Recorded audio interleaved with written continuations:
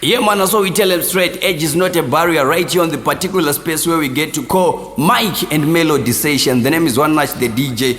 So today I have this my young youth. Come here, Mdara. Yeah man, if you do have what it takes, do it right here. Producer from top again. Bosso me there. Wasn't up in the matter. Get away. Wasn't on there. So I baby girl, sit around on the bosso. Ipemu kanando da uerangu koso. Chakuimbira nchukuritira posho. Tisafeta bukana samakanga na maposho. Angaiwa ndo datifambe tiri tu. Se angaiwa ndo datifambe tiri tu. Se angaiwa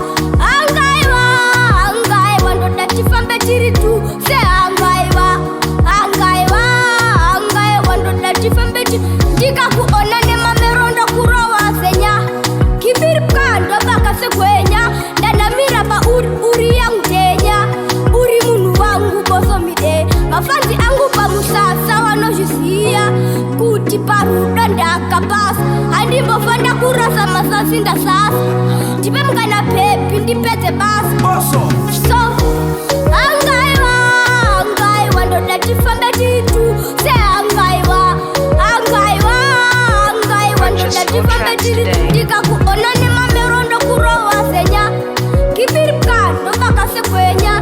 Na nabira pa uri ya mtenya. Uri munu wangu Bosso mide.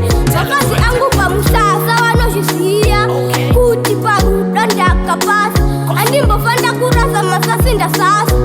Tipe mkana pepi ndipete basa Bosso. So pandi akuona darowa nehana. Sorry nanagirosachi andi nakukwana. Sitangi yani my name is Shana. H nice name saka ndipe namba. Angaiwa ndo datifambe tiri tu. Se angaiwa ndo datifambe tiri tu. Se hai baby girl sitara mdozi Bosso. Ipemu kanando da uerangu koso. Chakuibira nchukuritira posho. Tisafeta bukana samatanga. My gosh, talent is what I see on this guy. The name is Bosso Midea. Bosso Midea ndo zitandika Mdara. Yes. Bosso Midea.